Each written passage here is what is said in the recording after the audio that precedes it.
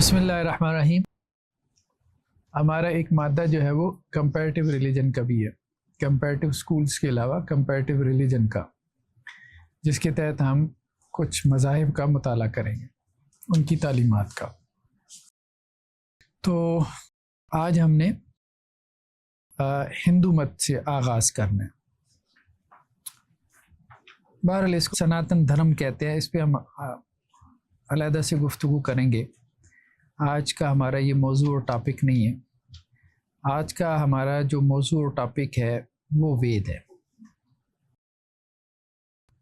हिंदुओं का जो मुक़द्दस तरीन लिटरेचर है उनको वेद कहा जाता है। जैसे हमारे लिए कुरान है, क्रिश्चियंस के लिए बाइबल है, तो हिंदुओं के लिए वेद उसी तरह से मुक़द्दस किताबें हैं। तो वेदों के बारे में एक डिबेट है कि वेदों में तौहीद का कॉन्सेप्ट है कि नहीं। आज हम इंशाल्लाह से इसको डिस्कस करेंगे और थोड़ा गहराई में जाके। खैर, अब तो हिंदू भी जो है मेजॉरिटी उनकी जो है वो अपनी मजहबी किताबों से आशना नहीं है, बस नाम वगैरह सुनी हुई है। वैसे इस एतबार से मैंने देखा है कि मुसलमानों को ये एज हासिल है कि जितनी हमारी किताब पढ़ी जाती है शायद ही दुनिया में कोई मजहबी किताब इतनी पढ़ी जाती हो। लेकिन लाखों मसाजिद हैं, करोड़ों लोग तो कम से कम नमाज पढ़ते होंगे। फजर की नमाज में, मगरिब की नमाज में, इशा की नमाज में कुरान पढ़ा जा रहा है। लाखों में हैं जो कुरान समझ के भी पढ़ते हैं और दुनिया की हर ज़ुबान में उसके तर्जमे मिल जाते हैं। अब वेदों का आप उर्दू में तर्जमा ढूंढना शुरू कर दें, आपको कोई मियारी तो क्या तर्जमा ही नहीं मिलता, अंग्रेज़ी में मिल जाते हैं।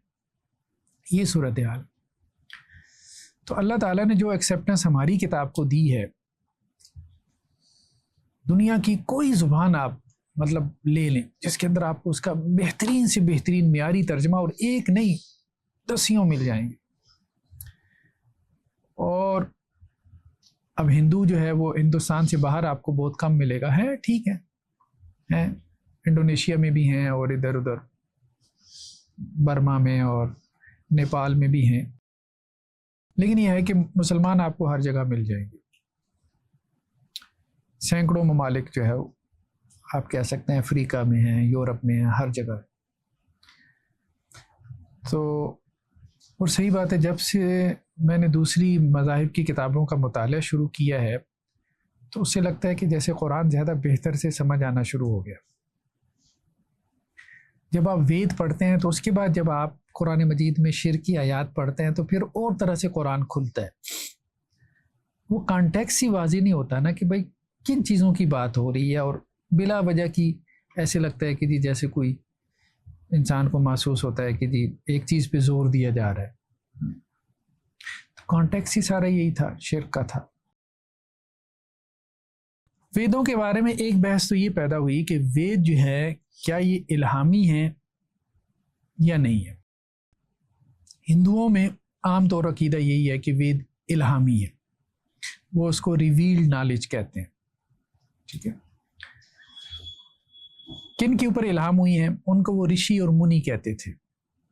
ऋषि जो है RISHI, ऋषि से मुराद उनकी आप कह लें उनके योगी हैं। ठीक है, जो मेडिटेशन वगैरह करते हैं, योगी योग से योगी जो मेडिटेशन वगैरह करते हैं, तो वो कहते हैं जी ये ऋषियों और मुनियों के ऊपर जो है वो इल्हाम हुए। जैसे हमारे यहाँ सूफी दरवेश तो उनके यहाँ ऋषि और मुनि है। मुनि आ जाएगा आगे, कहीं लिखा हुआ आ जाएगा। तो वेद जो है ना वो इल्हामी है कि नहीं है, जब तक तो सेकेंडरी सोर्सेज से मैंने भी वेदों के बारे में पढ़ा। वैसे हमारे यहाँ ना ये तकाबुल अदियान की, तकाबुल मज़ाहिब की किताबों ने वैसे बड़ा जुल्म किया है, सही बात यही है। वो सुनी सुनाई बातें जो है ना वो कंपैरेटिव रिलीजन की किताबों में लिख दी जाती हैं। क्योंकि मेरी ये आदत नहीं है तो मैं तो असल किताब खोलता हूँ। तो वेदों के तर्जमे जो भी अंग्रेज़ी में मिले तो मैंने वो खोले। तो वेदों के हवाले से जो किस्से कहानियाँ हमारे मुसलमानों ने नकल कर दी हैं कंपैरेटिव रिलीजन की किताबों में, वो अक्सर व बेशतर सुनी सुनाई बातें, वो उस तरह से साबित नहीं है। बहुत कुछ गलत मालूमात बहुत हम लोगों ने नकल कर दी। भाई हिंदू है, अब हिंदू होने का मतलब ये तो नहीं है कि अब उसके बारे में जो भी नकल कर दो आप उसको एक्सेप्ट कर ले कि जी वेदों में ये लिखा है, फुला में ये लिखा है, ये किस्से कहानियाँ लिखी हैं। हाँ, जहाँ किस्से कहानियाँ हैं तो ठीक है, आप कहें कि जी यहाँ है, जहाँ नहीं है तो भाई वहाँ नहीं है। ऐसी खामखा एक लफ्ज़ आ गया, उस लफ्ज़ से आपने पूरी कहानी बना ली, ये नहीं करना चाहिए। अनबायस होके बंदे को जो है वो रिसर्च करनी चाहिए। तो वेद जो है ना, जब आप उनका मुताला करते हैं, मतलब सेकेंडरी सोर्सेज से ना करें, बराह रास्त अगर आप मुताला करें, अब पता नहीं अब आप करेंगे तो उसका तो मैं नहीं कह सकता, लेकिन वाइब्स आती हैं, उसके रिवील नॉलेज होने की वाइब्स आती हैं, यानी उसके इल्हामी होने की वाइब्स आती हैं, यानी उसका अंदाज जो है ना। और वो भी कब आती हैं, जब आपने अगर पहले कुरान अच्छे से पढ़ा हो और आपने बाइबल अच्छे से पढ़ी हो, तो फिर आपको अंदाज़ा होता है कि सेक्रेड जो बुक्स हैं, जो मजहबी किताबें हैं, जो रिवील्ड नॉलेज है, उसका एक स्टाइल है, उसका एक अंदाज है, उसका एक उसलूबी बयान है, तो वो मैच करता नज़र आता है। अच्छा, कुछ हिंदुओं ने ये भी काम किया, उन्होंने क्या किया कि जी देखो वेदों में ये मज़ामीन हैं, ये कुरान ने बयान कर दिए, कुरान वेदों से निकला है। वो एक दूसरी मुबालगा आमेज़ बातें हैं। भाई वेद संस्कृत में थे, अब संस्कृत जो है वो कहाँ अरबों में पहुंच गई तो वो तो यहाँ के हिंदुओं को नहीं आती, ये सूरत हाल है। बहुत बाद में जाके वेद ट्रांसलेट हुई, बहुत बाद में जाके, कोई मेरे ख्याल में 18वीं सदी ईस्वी में, 17वीं 18वीं सदी ईस्वी में, मुगलों के दौर में कहा जाता है सबसे पहले कोई फारसी में, वो भी उपनिषद वगैरह ट्रांसलेट हुए थे। उससे पहले तो ये ट्रांसलेट होने ही नहीं देते थे, ये जो ब्राह्मण वगैरह थे। खैर बहर इसमें एक है रेड लेटर बाइबल, उन्होंने जो तौहीद के मज़ामीन है उसको रेड से नोट किया, रेड से नोट किया, रेड लेटर बाइबल। चलिए माशाल्लाह, अच्छी बात। तो वेदों का कहने का मकसद ये है कि जब हम मुताला करें तो वाइब्स आती हैं उसके इल्हामी होने की। वो फिर आगे चल के मैं थोड़ा सा उसको डिस्कस भी हम करते हैं कि वेद बेसिकली हैं क्या। आज आपको दिखाते भी हैं, वेदों में से कुछ पढ़ के भी पढ़ेंगे भी कुछ हैं हैं। हाँ, वेदों के देखिए मुतादिद वॉल्यूम्स नहीं है, वेदों के मुतादिद वॉल्यूम्स नहीं है। हाँ, बेसिकली क्या है, चले हम इसको आहिस्ता आहिस्ता चीज़ों को खोलते हैं। बेसिकली तो यहाँ के जो मकामी लोग थे, इनको द्रावड़ कहते थे, द्रावड़ कौम थी, ठीक है, या हिंदुस्तान के हैं, सब कॉन्टिनेंट के। और द्रावड़ कौम जो थी ये बेसिकली इंडस वैली की, वादी सिंध की तहजीब कहलाती थी। पुराने ज़माने में लोग जो है वो अपनी आबादियाँ कायम करते थे पानी के करीब, दरियाओं के किनारे। तो इंडस वैली के इर्द गिर्द पुरानी तहजीबें आबाद थी। यानी हिंदुस्तान में आप पीछे चले जाएं ना, पीछे चले जाएं, जब हिंदू भी नहीं थे, मुसलमान भी नहीं थे, कौन थे? तो जी कौन थे? द्रावड़ थे, ठीक है। ये जिन्हें हम हिंदू कहते हैं ना, तो ये तो बेसिकली हिंदू मत जो है या सनातन धर्म उसको कह देते हैं, वो बेसिकली इनका मजहब था आर्यंस का। आर्यंस तो फॉरेनर्स थे, हिंदुस्तान के मकामी लोग नहीं थे। हिंदुस्तान के मकामी लोग द्रावड़ कहलाते थे।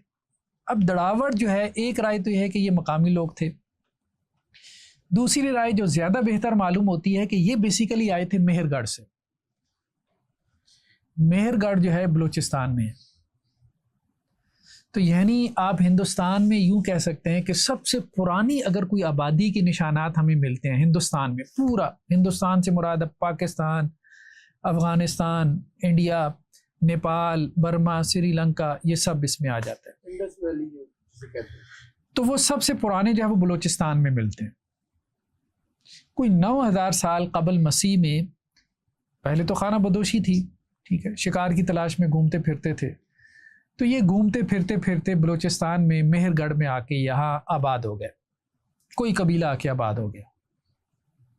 कहा जाता है कि यही द्रावड़ थे जो यहाँ के आबाद हुई। तो इन्होंने यहाँ पे एक तहजीब कायम की, ये कोई तकरीबन 7000 साल कबल मसीह में इनकी बस्तियां भी हैं, मतलब उनके आसार वगैरह मिले हैं। ये देखें ना पीछे, ये हाँ, ये मेहरगढ़, ये मेहरगढ़ बलूचिस्तान का इलाका है, ठीक है।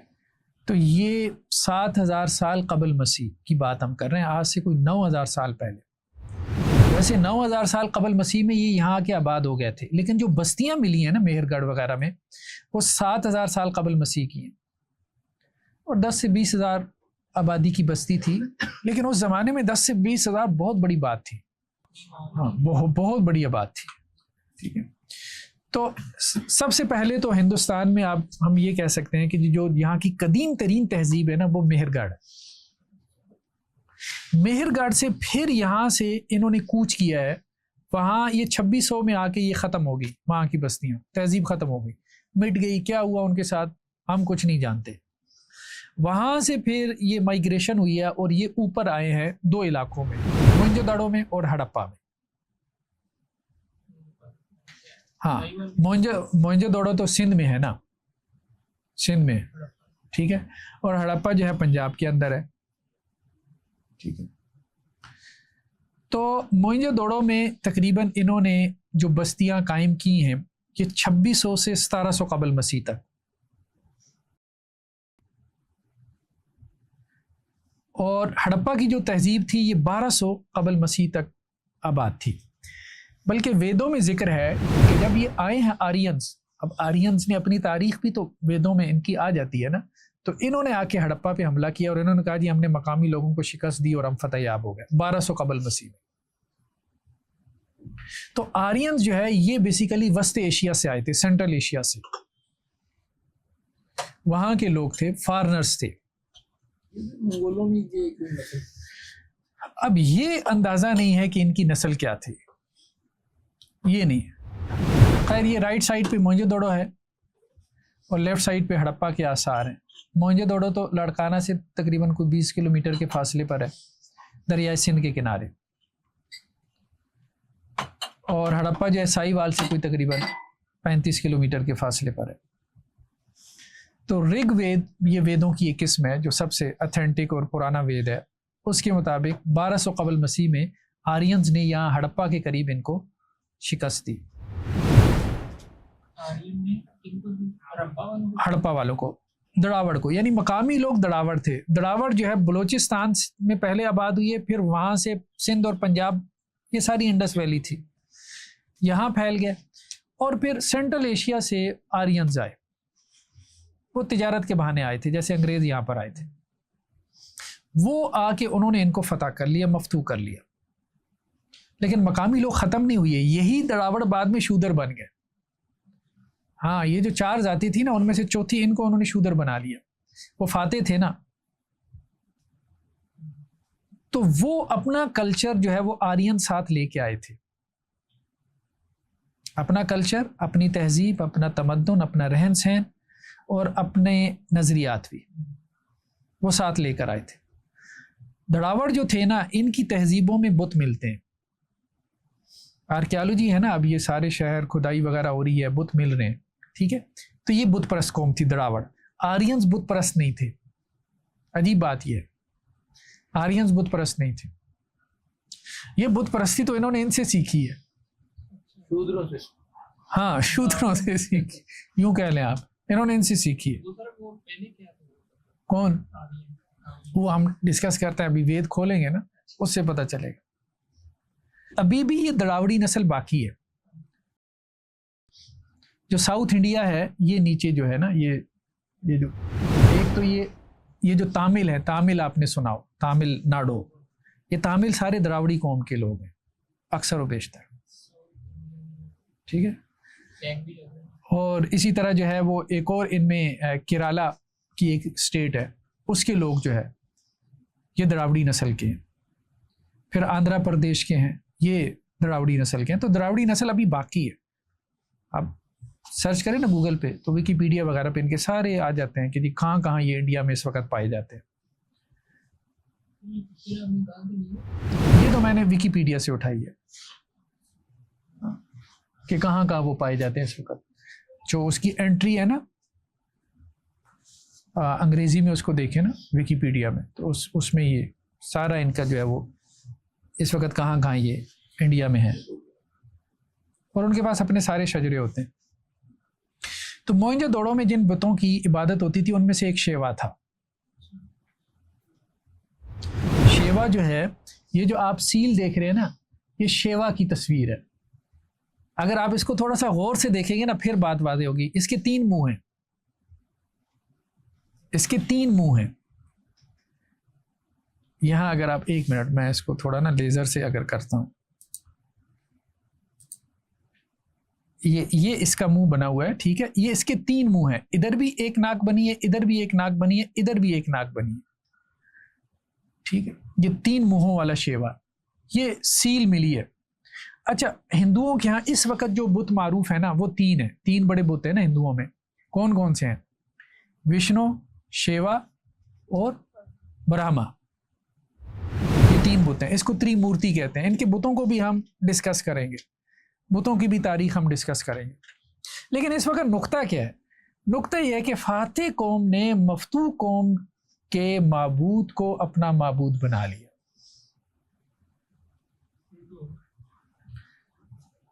यानी आप यूं कह सकते हैं, अगर कोई जुगत मारनी हो, जुगत वैसे मारनी नहीं चाहिए, ठीक है, कि इनके तो खुदा भी अपने नहीं है। फातेह कौम के, आर्यंस के तो खुदा भी अपने नहीं है। भाई खुदा तो कम से कम अपने रखते, शूद्रों से ले ली। वेदों में शेवा का तस्करा नहीं है। अच्छा, ये बात इनको पता थी। अब बड़ा जोर लगाते हैं जितने रिसर्चर्स हैं ना। अच्छा, हिंदुओं में आलिम फाजिल बहुत है, बहुत है। हिंदू मत, अब आप देखें, यहाँ पे जैन मत पैदा हुआ, हिंदुस्तान में बड़े बड़े मज़ाहिब पैदा हुए, बुद्ध मत पैदा हुए, और उन्होंने अपना असर और रसूख इस्तेमाल किया। मिलियंस में है, जैनी भी हैं, बुद्ध वाले भी हैं, इस्लाम भी यहाँ पे आया। हिंदू मत ख़त्म नहीं हुआ। उसकी वजह क्या है? इनमें पढ़ना पढ़ाना बहुत ज़्यादा है। शायद दुनिया का ये वाहिद मज़हब है कि जिसके अंदर मजहबी किताबों की इतनी को भरमार है कि बंदा कहता है यार इतना मजहबी लिटरेचर, इतना लिटरेचर। पढ़ने के लिए उम्र चाहिए। तो ये इन्होंने अपना दरसो तदरीस जो है ना उसके साथ ये इंटैक्ट रहे, और ये काम इन्होंने किया। आलिम फाजिल इनके अंदर बहुत लोग हैं। हाँ, अभी भी हैं। अब कम हो गए हैं, बहुत ज़्यादा कम हो गए, लेकिन हैं, अभी भी लोग हैं। उनके बाकी होने की जो मुझे समझ में आई है ना इस वक्त, सबसे बड़ी रीज़न क्या है? उनके अपने इल्मी रवायत के साथ वाबस्तगी, और बड़े गहरे लेवल के ऊपर है, बहुत गहरे लेवल के ऊपर है। जो डेडिकेटेड है वो डेडिकेटेड है फिर अपने उस इल्म के लिए। फातेह कौम है जी, जो फातेह कौम ने उसने मफ्तू को जो है ना, हाँ, ये क्यों किया, इस पे हम डिस्कस करते हैं। ये सवाल आपने ज़हन में रखना है, इसका हम आगे चल के जवाब देंगे कि असल में बेसिकली इनके यहाँ इर्तिका हुआ है। हिंदू मज़हब में बेसिकली इर्तिका हुआ है। इवन के खुदा का भी इर्तिका हुआ है, एवोल्यूशन ऑफ गॉड भी हुआ है। वो क्यों हुआ है? वो कुछ हालात के तहत इनको करना पड़ा है। लेकिन अभी तो हम सिर्फ ये डिस्कस कर रहे हैं कि शेवा जो है, बेसिकली शेवा, ये शेवा जो है ये मकामी लोगों का, दड़ावड़ी लोगों का बुत था, खुदा था। अच्छा, हिंदुओं में से बाज़ रिसर्चर ने ये कोशिश की कि वेदों में शेवा का जिक्र नहीं है। वेदों का आगाज़ हो रहा है अग्नि से, ठीक है। यानी वेदों ने सबसे ज़्यादा जिन बुतों को इंपॉर्टेंस दिया उनमें से अग्नि है, इंद्र है, मित्र है, ठीक है, या विष्णु का जिक्र भी किया है, लेकिन उसको भी ज़्यादातर नज़रअंदाजी किया। वरुण जो है उसका सबसे ज़्यादा तज़किरा किया। तो बुत तो नहीं कहना चाहिए, देवता कहना चाहिए, क्योंकि बुत तो इन्होंने बाद में बहुत आके बनाए। आर्यंस के यहाँ बुत नहीं थे, ना मंदिर था, ना बुत था, ना बुतों की पूजा थी। आर्यंस का ओरिजिन आपने बताया था सॉरी? आर्यंस का ओरिजिन सेंट्रल एशिया था, सेंट्रल एशिया, ऊपर से आए थे। हाँ, अभी हम आ रहे हैं आगे, वेदों की तरफ भी आ रहे। तो हम ये बात कर रहे थे कि कुछ ने क्या किया, उन्होंने कहा जी ये जो वेदों के अंदर जिक्र है ना, एक देवता का, रुद्र नाम है उसका, रुद्र जो है बेसिकली उसकी सिफात शेवा से मिलती हैं, तो ये असल में शेवा था। लेकिन बहरहाल उन्होंने तावील किया, वो बनती नहीं है, उसको हम आगे चल के डिस्कस करेंगे। बेसिकली ये उन्होंने इस स्थान को दूर करने के लिए कि हमने मकामी लोगों का, उसकी वजह यह है कि देखिए कृष्णा जो है, कृष्णा जो है वो भी ब्लैक है, ब्लैक ब्लू है। आप कृष्णा की जो तस्वीर निकाले ना, अब कृष्ण जी जो है वो अवतार है विष्णु के 10 अवतार है, यानी विष्णु जो है वो 10 मरतबा दुनिया में इंसानी ह्यूमन फॉर्म में आया, उनमें से एक कृष्ण जी। अब कृष्ण जी ब्लैक हैं, आर्यंस तो ब्लैक नहीं थे, आर्यंस तो वाइट्स थे, मकामी लोग ब्लैक थे। तो कृष्ण जी का जो अवतार है वो भी जो है वो द्राविड़ी नस्ल से ताल्लुक रखता है। तो वो उसको हम डिस्कस करेंगे कि ये क्या वजह बनी, आगे चल के हम डिस्कस करेंगे। वैसे एहतराम के लिए कृष्ण जी कह देते हैं। तो हम ये बात कर रहे थे कि मकामी लोग यहाँ के जो थे वो द्राविड़ थे, और जो द्राविड़ी कौम थी उनकी जो बड़ी जो तहजीबें थी, एक तो हड़प्पा पंजाब में साहिवाल के करीब, और दूसरा मोहनजोदड़ो जो लाड़काना के करीब है। इनके काफ़ी सारे बुत निकले हैं, उनमें से मारूफ बुत जो है वो शेव या शेवा। हुलिया इनका जो नकल होता है वो ये है कि ये पस्त कद वाले थे और काले थे, ब्लैक थे, मकामी लोग जो थे। और जो आर्यंस थे जो यहाँ आए थे, जिनसे आगे हिंदू मत चला है, जो वेदों के आप कह लें कि जी खालिक है, ये वस्त एशिया से आए थे। इनके जो बड़े बुत थे उनमें इंद्र है, अग्नि है, मित्र है, वरुण है और बोस हैं। कोई वेदों में 33 बुतों का जिक्र है। बुत तो नहीं कहना चाहिए, मैं बार बार बुत कह देता हूँ, देवता का जिक्र है, बुत नहीं है। आर्यंस के यहाँ बुत नहीं है, देवता कहना चाहिए, देवताओं का जिक्र है। हुलिया इनका ये था कि ये लंबे कद वाले थे और गोरे थे, वाइट्स थे, जैसे वो यूरोपियन जो है ना। तो ये जो थे ना, ये आर्यंस, ये वहां ईरान में भी गए, और उधर यूरोप में भी गए, और इधर भी आए, हिंदुस्तान में भी आए। ये टाइम पीरियड वही है 9000 साल का? नहीं, ये जो आर्यंस आए हैं ना, आर्यंस आए हैं, आप यूं समझ लें कि 2500 से 1500 कबल मसीह, 2500 से 1500 कबल मसीह में ये आर्यंस मुख्तलिफ औकात में यहाँ पे इन्वेड करते रहे हिंदुस्तान में। जैसे अंग्रेज भी एक ही मरतबा थोड़ी आ गया था, लगा रहा ना, अभी ये फतह कर लिया, अभी मैसूर फतह कर लिया, अभी वो बंगाल फतह कर लिया, तो इसी तरह से ये भी लगे रहे। 2500 से 1500 कबल मसीह में, 1200 में वो कहते हैं कि जी हमने वो हड़प्पा की तहजीब को ख़त्म किया, ठीक है, आर्यंस कहते हैं वेदों में कि वहाँ हमारी जंग हुई उनसे। तो मतलब ये है कि 1200 कबल मसीह तक उन्होंने तकरीबन हिंदुस्तान की जो भी बड़े बड़े शहर थे वो उन्होंने फतह कर लिए थे। हाँ, हज़रत मूसा अलैहिस्सलाम का वक़्त बनता है 1400 कबल मसीह, तो ये 1200 कबल मसीह में यहाँ फतह करके बैठे थे। लेकिन इन्वेड करना इन्होंने शुरू कर दिया था कोई बहुत पहले, 2500 कबल मसीह में, क्योंकि 2600 कबल मसीह में तो वो तकरीबन वो ख़त्म हो गई थी अपना जो तहजीब हम ऊपर कह रहे थे ना उसकी, वो जो थी अपना नहीं, वो 1700 कबल मसीह में ख़त्म हुई थी, मोहनजोदड़ो की जो तहजीब थी, ठीक। ये 2600 से 1700 कबल मसीह में, तो गोया उसको पहले उन्होंने इन्वेड किया मोहनजोदड़ो को, फिर उन्होंने यानी पहले सिंध को, फिर उसके बाद पंजाब को। तो खैर बहरहाल हिंदुओं की जो मुक़द्दस किताबें हैं उनमें हमने कहा कि सबसे मुक़द्दस जो है वो वेद, ये वेद 4 है, 4 वेद हैं, इसी तरतीब से उनके यहाँ इनकी अहमियत है, ठीक है। ऋग्वेद, फिर उसके बाद यजुर्वेद, फिर सामवेद, फिर अथर्ववेद, अलग अलग वॉल्यूम्स में, अलग अलग वॉल्यूम्स। हर जो वेद है ना वो एक वॉल्यूम में मिल जाता है। बाज़ औक़ात ये भी करते हैं कि वो चारों वेदों को एक वॉल्यूम में भी जमा करके पब्लिश कर देते हैं, तो वो तो पब्लिशिंग है, जैसे मर्जी पब्लिश कर दे। चारों वेद एक साथ भी पब्लिश होते हैं, अलग अलग भी पब्लिश होते हैं, लेकिन असल जो है ना वो ऋग्वेद ही है, असल ऋग्वेद है, ठीक है। ऋग्वेद सबसे पुराने कदीम है, फिर उसके बाद यजुर्वेद, फिर उसके बाद सामवेद, फिर उसके बाद अथर्ववेद है। ऋग्वेद जो है ये अग्नि देवता की तारीफ से शुरू होता है, ठीक है, हमने कहा कि इसमें कोई तकरीबन 33 वेदों में देवताओं का तस्करा मिल जाता है। लेकिन अजीब बात यह है कि ये वेद सारे जो है ना जुबानी मुंतकिल हुए। 1200 कबल मसीह में ये मुंतकिल होना शुरू हो गए थे, लेकिन जुबानी मुंतकिल होते रहे, तकरीबन कहा जाता है 200 कबल मसीह तक। वेदों को वो लिखते नहीं थे। कुछ इसमें पोइट्री है, कुछ इसमें नसर है। अभी जो हमारे पास वेदों के नुस्खे हैं ना कदीम तरीन, वो कोई ज़्यादा कदीम नहीं है।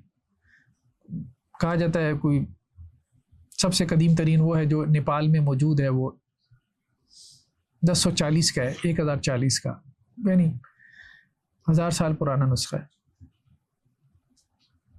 पुराने नुस्खे नहीं। एक तो ये कि पहले 1001 साल ये लिखे नहीं गए, ज़ुबानी नकल होते रहे, फिर उसके बाद जो है ये लिखे गए। लेकिन उसके बाद भी जो लिखे गए हैं ना, तो वो मैनोस्क्रिप्ट्स हमारे पास नहीं है, कदीम मैनोस्क्रिप्ट्स। कदीम तरीन भी मैनोस्क्रिप्ट्स अगर हैं, मतलब 200 कबल मसीह में भी लिखे गए ना, तो वो मैनोस्क्रिप्ट नहीं है उस दौर के। मैनोस्क्रिप्ट्स अगर हमारे पास हैं तो वो कोई 1000 साल कबल के मैनोस्क्रिप्ट्स हैं, इससे ज़्यादा की।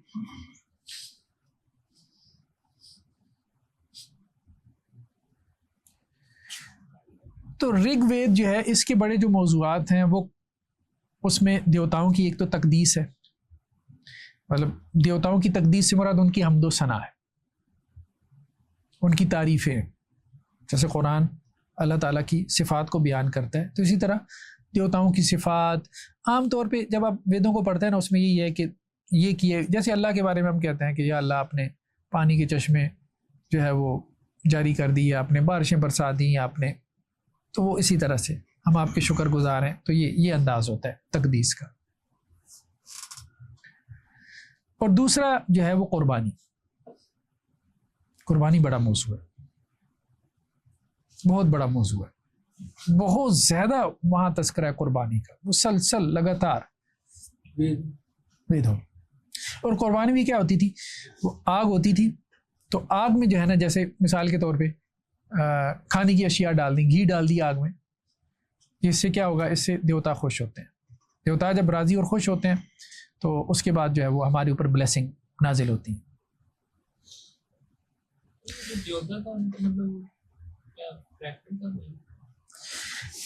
ये मसला हम आगे चल के डिस्कस करते हैं। एक मिनट ज़रा हम ना इसको ज़रा एक मिनट इसको देखें ना, वेदों को ज़रा अंदाज़ क्या है, ज़रा बातचीत का ज़रा उससे पता चलेगा।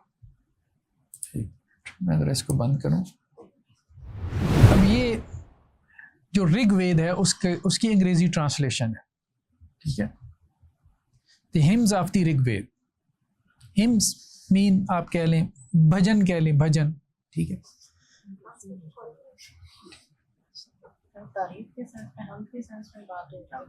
हाँ, हमद के सेंस में।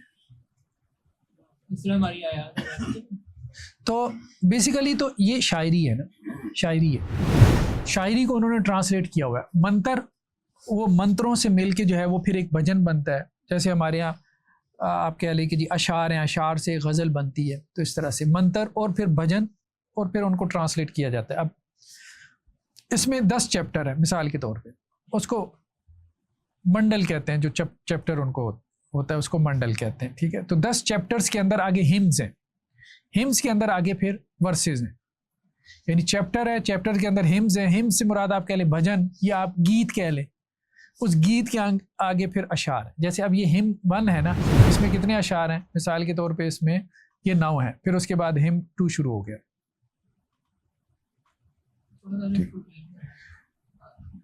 चैप्टर्स हैं चैप्टर्स है ना। अब जैसे ये चैप्टर 1 है, ठीक है, बुक द फर्स्ट यानी चैप्टर 1। चैप्टर 1 के अंदर आगे हिम्स है, यानी चैप्टर 1 के आगे आप यूं समझ लें कि गज़लें हैं, गज़लों के अंदर आगे फिर अशार है, ठीक है।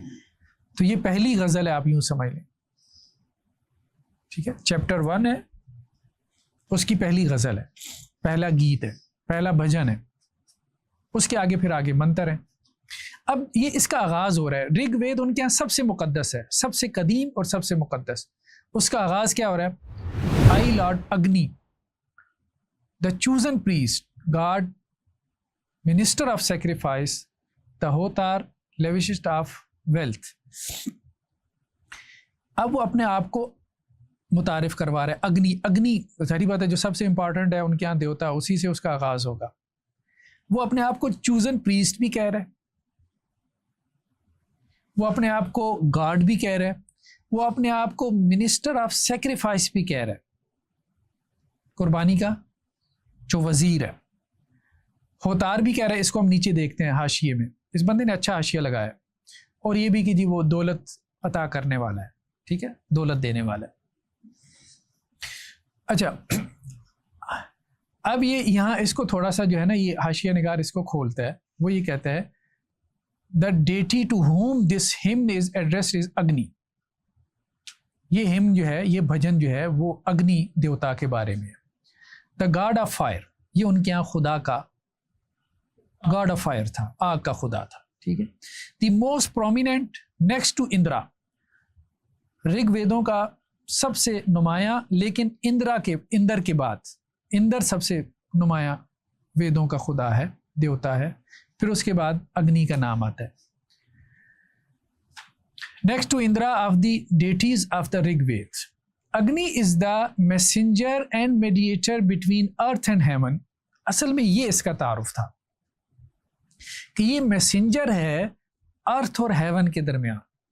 यानी बज़ाहिर ये लगता है कि हज़रत जिब्रील अलैहिस्सलाम का जो बिगड़ा हुआ कॉन्सेप्ट है वो बेसिकली यहाँ पर था। बात समझ? हेवंस और अर्थ के दरमियान, आसमानों और ज़मीन के दरमियान, ये बेसिकली एक प्याम्बर है कि आसमानों के मैसेजेस देवताओं की ज़मीन के रहशियों तक पहुँचाता है। अग्नि देवता, ठीक है। ये इसका उसने कहा ना कि ऊपर ऊपर वो अल्फाज क्या थे, चूजन प्रीस्ट, मतलब मैसेंजर को या पैगंबर को हम यही कहते हैं ना, चूजन प्रीस्ट। अब वो संस्कृत में क्या लफ्ज़ था, अब उसका तर्जमा ही किया है ना, तो वो तर्जमे में तो इतनी ज़ाहिर बात है गुंजाइश होती है, आपने एक मफहूम ही अंडरस्टैंड करना होता है, ठीक है। उसने प्रीस्ट कह दिया, वो उसको चूजन मैसेंजर भी कह सकता था, है वो खुदा नहीं था, लेकिन उसको साथ में गॉड भी लिख दिया। अजीब बात ये। तो इल्हाम की वाइब्स आती हैं, लेकिन वही जैसे बाइबल वगैरह में कुछ तारीफात हैं, यहाँ पे भी या तो ये हो सकता है कि तर्जमे के मसाइल हो। अच्छा, कुछ लोगों ने कहा है, हिंदुओं में से कुछ लोगों ने, वो हम आगे चल के पढ़ते हैं, जिन्होंने कहा जी ये तर्जमे ठीक नहीं किए इन्होंने, और असल में संस्कृत में ये वर्ड था और उसका ये माना था, और इन्होंने 33 देवता बना दिए, हालांकि ये एक देवता की सिफात थी, एट्रीब्यूट्स थी। लेकिन मुझे लगता है कि नहीं, ये एट्रीब्यूट्स भी एक खुदा की नहीं थी। बहुत दफा में ऐसे लगता है जैसे फरिश्तों का तज़किरा चल रहा है, और उस फरिश्ते का जिक्र इस तरह से, यानी उसके जाहो जलाल का ऐसे तज़किरा कर दिया गया कि उन्होंने उसको खुदा जो है वो लिख दिया। जैसे हज़रत जिब्रील अलैहिस्सलाम का अगर जाहो जलाल के साथ तज़किरा किया जाए, ठीक है, तो वो जाहो जलाल जो है वो बाज़ औक़ात उसको खुदा की तरह जो है वो वहम होना शुरू हो जाएगा, मतलब लिसनर या रीडर को आप कह रहे हैं, हाँ, होली स्पिरिट। तो खैर बहरहाल मेरे ख्याल में ये ट्रांसलेशंस के मसले हैं, ठीक है। खुदा हो सकता है लॉर्ड के माने में हो, मालिक के माने में हो, तो वो लॉर्ड का माना उन्होंने जो है वो खुदा कर दिया हो। ये तो बहरहाल संस्कृत कोई गहराई में जाके पढ़ने के बाद अंदाजा होगा। खैर बहरहाल एक तो इन्होंने ये कहा, दूसरा क्या है, announcing to the gods the hymns and conveying to them the oblations. तो वो जो है वो क्या करते हैं, अपना ये जो चूजन प्रीस्ट हैं, ये जो इनकी ऑब्लेशंस है ना, जो इनकी कुर्बानी है, ये वो पहुंचाते हैं कहाँ, गॉड्स तक पहुंचाते हैं, ठीक है। अग्नि देवता का काम क्या है कि ये जो कुर्बानियाँ दे रहे हैं, तो वो देवता को, जो आसमानों के देवता, उनको जाके बताते हैं भाई आपके लोगों ने ये, आपके मानने वालों ने ये कुर्बानियाँ दी। Inviting them with the sounds of his crackling flames and bringing them down to the place of sacrifice. और वो फिर देवताओं को कहते हैं जी यहाँ आपकी इबादत हो रही है तो अब आप यहाँ पर आएँ, तशरीफ़ लाएँ।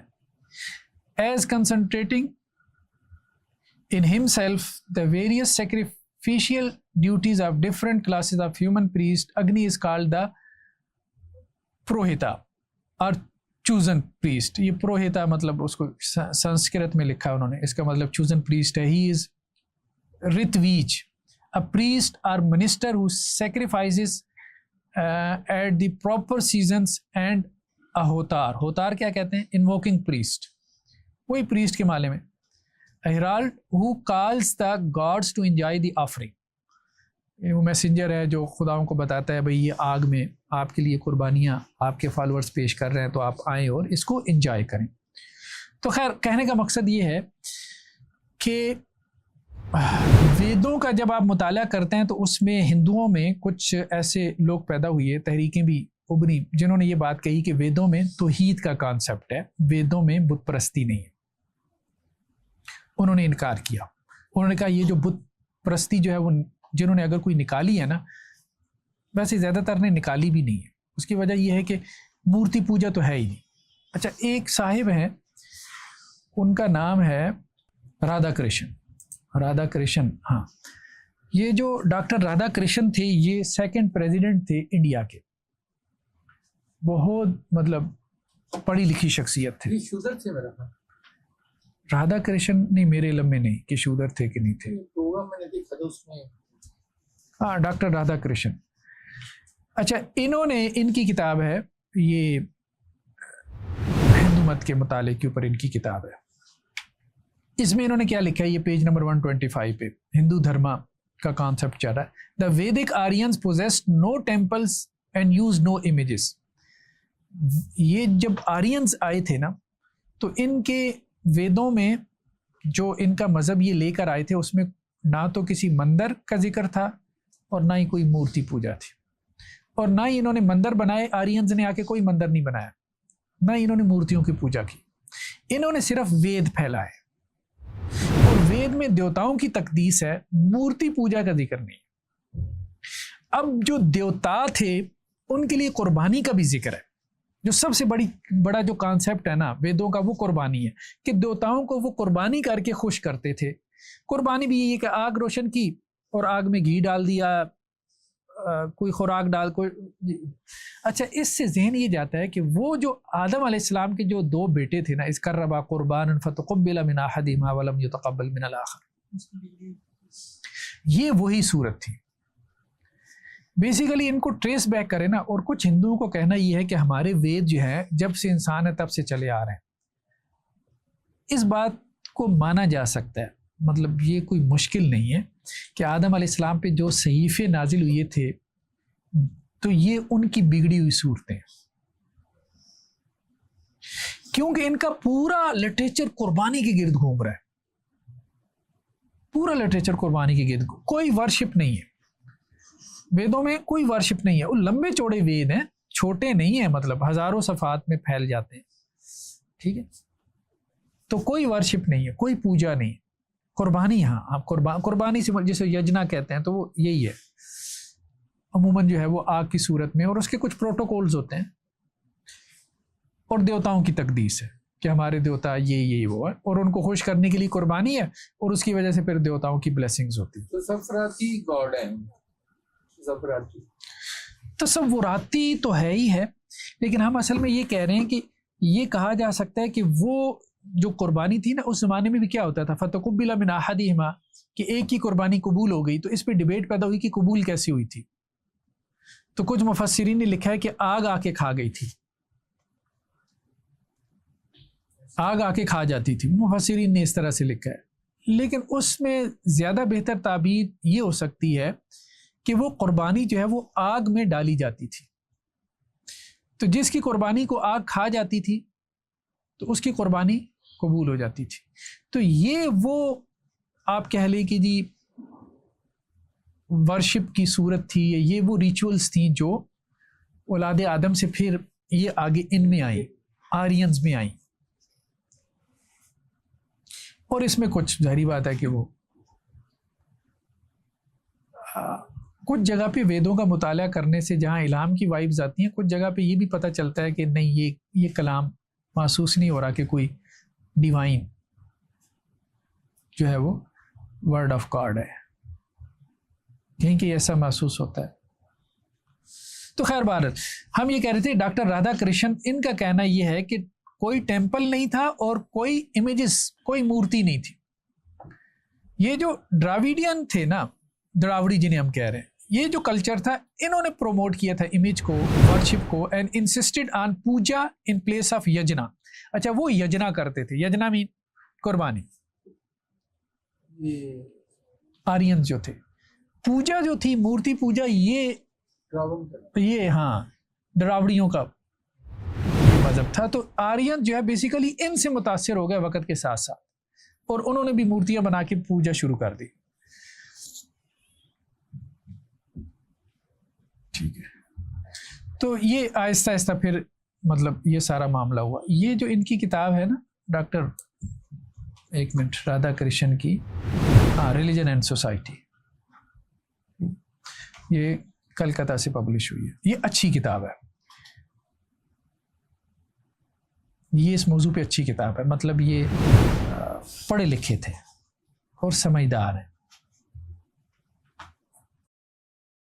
अच्छा, तो हम ये बात कर रहे थे कि वेदों के हवाले से कि वेद जो है ना, या हिंदुओं का जो मुकद्दस लिटरेचर है बेसिकली, वो उसको दो हिस्सों में डिवाइड किया जाता है। एक को श्रुति कहते हैं।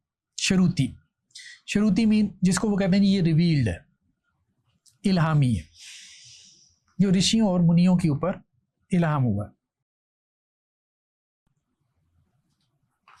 और ये ऋषि और मुनि, जैसे अल्लाह ताला ने कहा वलिकुल्लि कौमिन हाद, हो सकता है अल्लाह ने उनकी हिदायत के लिए कुछ हादी वगैरह भेजे और उनकी तरफ ये कलाम जो है वो, जो भी इसमें हिकमत है, हम वो बात, हाँ, तो वो, तो श्रुति जो है ना, श्रुति जो रिवील्ड नॉलेज है, वो 4 किस्म पर है। सबसे पहले को समेतास कहते हैं। समेतास का मतलब है कलेक्शन, मजमुआ। इसमें 4 चीजें आती हैं, ऋग्वेद, यजुर्वेद, सामवेद, अथर्ववेद। ऋग्वेद ये तकरीबन 1500 से 1200 कबल मसीह में कंपाइल हुई है। कंपाइल होने से मुराद ये नहीं है कि तहरीर में आ गए, नहीं, तहरीर में तो बहुत बाद में आए। कंपाइल होने से मुराद क्या है? कंपाइल होने से मुराद यह है कि वो जो इल्हाम हो रहा था ऋषियों और मुनियों के ऊपर, वो इल्हाम 1500 से 1200 कबल मसीह में तकरीबन मुकम्मल हुआ। आमतौर पे लोगों की राय है, लेकिन हिंदुओं में मैंने कहा कि एक बड़ी राय ये भी है कि ये शुरू से ही चले आ रहे हैं, मतलब वो उसकी डेट वगैरह तय नहीं करते। तो यहाँ कंपाइलेशन से मुराद उनका एक मुरत्तब सूरत में, चाहे वो ओरली हो, सामने आ जाना है कि जी अब ये मुरत्तब हो गए, कंप्लीट हो गए। जब देखें ना कुरान है तो वो 23 साल के अरसे में नाजिल हुआ, हम यही कहते हैं ना, ठीक है। तो वो कंपाइलेशन से मुराद, जो लोग इस तरफ गए हैं वो ये कहते हैं कि ये 1500 से 1200 कबल मसीह में ये इनकी कंपाइलेशन हो गई थी। टॉपिक्स डिस्कस हुए उससे आइडिया लगाते हैं वो कि इस टाइम ये माहौल फिर चल रहा था, इसलिए ये इस टाइम में हो गए होंगे कंपाइल। हाँ, नहीं, उसमें देखें, असल बात यह है कि ये सिर्फ वेद नहीं है ना, तह दर तह इनके ऊपर लिटरेचर है, तह दर तह है, मतलब एक के बाद दूसरी, दूसरी के बाद तीसरी। तो वो हर दूसरी जो तय होती है ना, वो पहली को एक्सप्लेन कर रही होती है।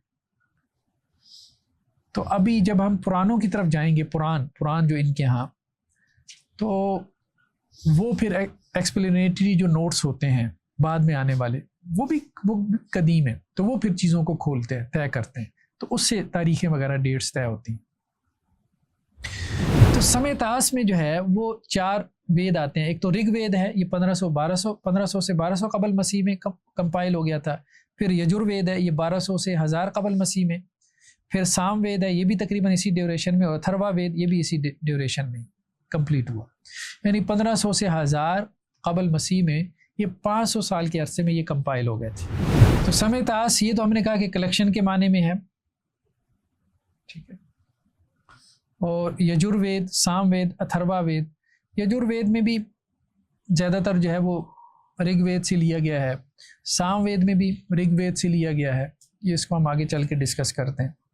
अथर्वावेद तो वैसे ही जादू टूने के मंत्र हैं, इसको तो बाद लोगों ने वेदों में शुमार भी नहीं किया। दूसरी जो शरूती के अंदर जो सेकंड लेयर आती है वो आती है ब्राह्मण ग्रंथ की। अच्छा, पहले समेतास है, फिर उसके बाद ब्राह्मण ग्रंथ है, फिर आरण्यक है, फिर उपनिषद है। इन चारों को वेद कहते हैं। अब इन चारों को वेद कहते हैं, सिर्फ वेदों को वेद नहीं कहते, ये बात अहम है। सर एक चीज क्लियर कर दीजिए, जो ग्रीन वाली लेयर है श्रुति और स्मृति, ये क्या चीज है? श्रुति से मुराद उनके यहाँ रिवील्ड नॉलेज है, इल्हामी किताबें। स्मृति से मुराद उनके यहाँ वो किताबें जो इल्हामी नहीं है, जो उन इन इल्हामी किताबों की तशरीहात हैं। हाँ, जैसे हमारे यहाँ तफासीर है। और ये नीचे ब्लू वाली लेयर है, ये क्या चीज? ब्लू वाली लेयर ये है कि श्रुति जो है, जो इल्हामी रिवील्ड नॉलेज है उनके यहाँ, वो 4 किस्म पर है। रिवील्ड नॉलेज में 4 किस्म की किताबें आती हैं। एक समेतास आती है, दूसरा ब्राह्मण ग्रंथ आती हैं, तीसरा आरण्यक आती हैं, चौथा उपनिषद आते हैं। ऑरेंज वाली इटसेल्फ सर। हाँ, समेतास में फिर आगे 4 वेद हैं। समेतास में 4 वेद आते हैं। अब वेद समेतास, ब्राह्मण ग्रंथ, आरण्यक, उपनिषद, इन सब को वेद कहते हैं। लेकिन सबका टाइम पीरियड एक नहीं है कंपाइलेशन का। सबसे पहले समेतास जो है ये कंपाइल हुई है, फिर ब्राह्मण ग्रंथ कंपाइल हुई है, फिर आरण्यक कंपाइल, फिर उपनिषद। यानी पहले जो है समेतास कंपाइल हुई 4 वेद, फिर वेदों के ऊपर इजाफा होता गया, ठीक है। ब्राह्मण ग्रंथ वेदों में उसको आप कह लें कि अटैच किया गया, ठीक है, उसका इजाफा किया गया, इल्हाक किया गया, एडिशन किया गया। फिर उसके बाद आरण्यक का एक सिलसिला था, उसका वेदों में इजाफा हुआ। फिर उसके बाद उपनिषद का इजाफा हुआ। इनको भी वो इल्हामी कहते हैं। शुरू में सिर्फ आप कह लें कि इस तरतीब से बढ़ते चले गए ना, यानी वेद एक ही वक्त में हमारे सामने नहीं आ गए ना, कहने का मकसद ये। तो पहले समेतास के मजमूए आए। समेतास ये पोइट्री में थे, ये मंत्र थे, ये उनके शायरी के मजमूए थे। ब्राह्मण ग्रंथ क्या था? उस पोइट्री की फिर तशरीह थी। तो उन्होंने कहा ये भी इल्हामी है, जो ऋषियों के ऊपर हुई है। यानी समेतास जो पोइट्री थी उसी की फिर दूसरी लेयर ब्राह्मण ग्रंथ थी, कि ब्राह्मण ग्रंथ में फिर नसर आ गई,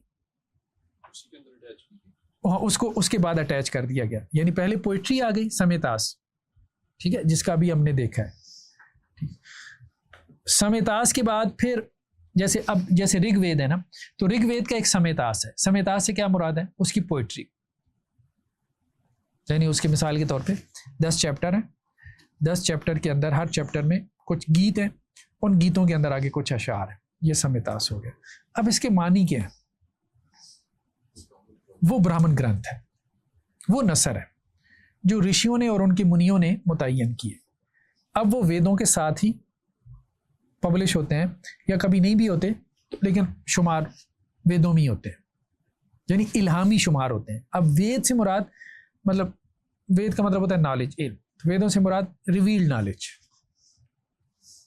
जिस तरह हम कुरान और हदीस दोनों को रिवील्ड नॉलेज कहते हैं। हाँ, जैसे हम कुरान और हदीस को रिवील्ड नॉलेज कहते हैं, ठीक है। हदीस जो है वो कुरान की तशरीह है। तो इसी तरह उनके यहाँ ब्राह्मण ग्रंथ जो है वो बेसिकली, जैसे हम कहते हैं ना, कुरान की नबवी तफसीर, ठीक है, जो नबी सल्लल्लाहु अलैहि वसल्लम ने कुरान की तफसीर की, तो वो भी इल्हाम है। तो वो कहते हैं उनके ऋषियों और मुनियों ने जो वेदों की तफसीर की है वो ब्राह्मण ग्रंथ की सूरत में, जो शेरों की नसरी वजाहत की है, तो वो उसमें आ जाती है, ब्राह्मण ग्रंथ में आ जाती है। तो ये दूसरी जो है, ब्राह्मण का मतलब मुकद्दस इल्म, सेक्रेड नॉलेज। तो ये सेकंड लेयर है। सेम टॉपिक चलेंगे जो ऋग्वेद में है, उसी के ही ब्राह्मण ग्रंथ में जो हाँ, वही ऋग्वेद की ही तशरीह है ना, उसी की तशरीह। लेकिन टेक्स्ट तो अब ज़ाहिर बात है मुख्तलिफ हो जाएगा ना। एक नज़म है, एक नसर है। अब नसर में वो ज़्यादा खुल के सामने आ जाएगा, बात तो वही होगी लेकिन ज़्यादा खुल के सामने आ जाएगी। तो ये उसकी सेकंड लेयर है, यानी वो वेदों का जो मानी था सेकंड लेयर में उन्होंने उसको मजीद वाजे कर दिया ब्राह्मण ग्रंथ के अंदर। तो अब इसमें वो ये भी बताते हैं कि जी मतलब इस वजाहत में ये बात भी आ जाती है कि इसके मानी क्या है, ये भी बताते हैं कि अब ये जो कुर्बानी है ये इसके प्रोटोकॉल्स क्या हैं, कैसे देनी है और इसकी कंडीशंस क्या है, यानी उसमें वो वजाहत आ जाती है। जैसे हदीस में हमारी नमाज, कुरान ने कहा अकीमुस्सलाह, नमाज कायम करो, हदीस ने आके बता दिया 5 वक्त में यूं इस तरह से। तो ये वजाहतें हैं वहाँ पे। तो ये ब्राह्मण ग्रंथ कहलाता है। तो ब्राह्मण ग्रंथ जो है ये तकरीबन आप कह लें कि जी जो मुरतब हुए हैं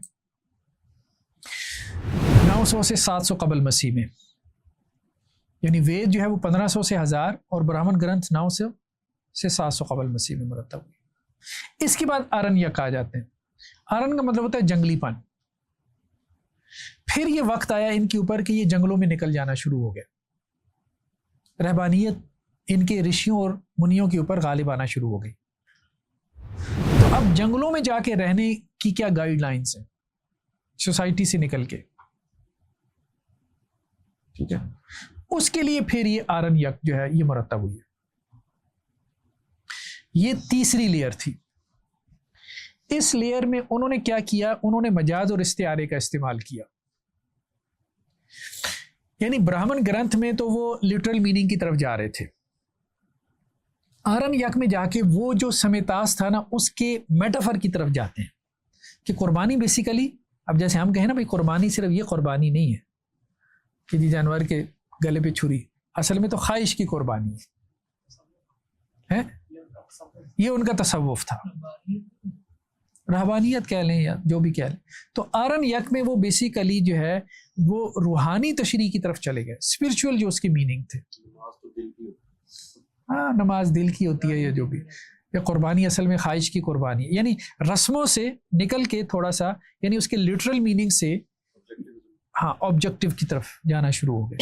ठीक है, तो अब यूँ कह लें कि ये एक ट्रांजिशन भी थी। बेसिकली आरण्यक को कहा जाता है कि ये एक ट्रांजिशनल फॉर्म थी ब्राह्मण ग्रंथ और उपनिषद के दरमियान।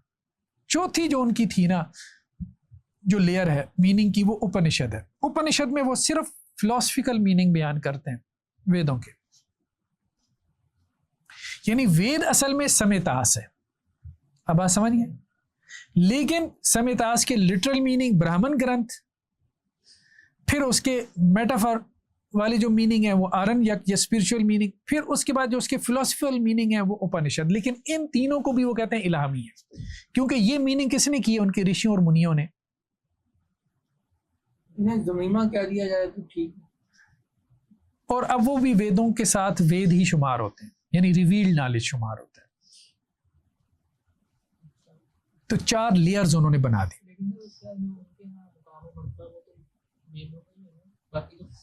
हाँ, साथ छापते तो है लेकिन कैटेगरी वाइज या पेपर वाइज तो नहीं, अब इन सबको बराबर ही देते हैं। हाँ, कुछ चंद एक हैं जिन्होंने कुछ चीज़ों का तस्करा किया है, लेकिन बहरहाल अब सबको बराबर ही समझते हैं। देखिए ना, एक लफ्ज़ है एक माना है, तो वो कहते हैं जी अब इसके 3 माने, बट ठीक है, अपनी अपनी जगह पे 3 माने हो सकते हैं, फिलोसफिकल मीनिंग भी हो सकते हैं। ठीक है, हाँ, अब वो फिर अब एक और मसला आता है, असल में इख्तिलाफ का होता है, जहाँ उपनिषद की भी तशरीयात मौजूद होती हैं, यानी तशरीह की भी तशरीह। अब आप समझ, जैसे कुरान की तशरीह हदीस, अब हदीस की शरह आ जाती है, तो वो कहते हैं हाँ अब ये इससे इख्तिलाफ हो सकता है, शरह की शरह, तो वो कहते हैं इससे इख्तिलाफ हो सकता है। इसलिए शंकराचार्य ने उपनिषदों की तशरीहात की हैं, तो उस जो शंकराचार्य का जो है नुक्ता नज़र, उससे इख्तिलाफ करते हैं। वो कहते हैं ये उपनिषदों से निकलता नहीं है, उसकी इंटरप्रिटेशन है उपनिषद की। उपनिषद खुद इंटरप्रिटेशन है, लेकिन इंटरप्रिटेशन उसकी वो अथॉरिटी के कायल नहीं, जो बाद में आने वालों ने की। तो खैर आरण्यक में ब्राह्मण ग्रंथ खैर हो गया। ब्राह्मण ग्रंथ के बाद जो है वो आरण्यक में, आरण्यक काफ़ी सारे हैं, जैसे ऐत्रिया, तैत्रिया, तो ऋग्वेद के साथ है ऐत्रिया, इसी तरह जो है वो यजुर्वेद के साथ है तैत्रिया। ये 800 से 600 कबल मसीह में आरण्यक जो है, यानी जो उसके आप कह ले मेटाफर टाइप वाले मीनिंग थे वो कंपाइल हुई है वेदों के। संस्कृत के। फिर उसके बाद चौथी लेयर जो है वो हमने कहा उपनिषद है। उपनिषद का मतलब होता है मतलब सामने बैठ के जो है वो इल्म हासिल करना, यानी उस्ताद के सामने बैठ के।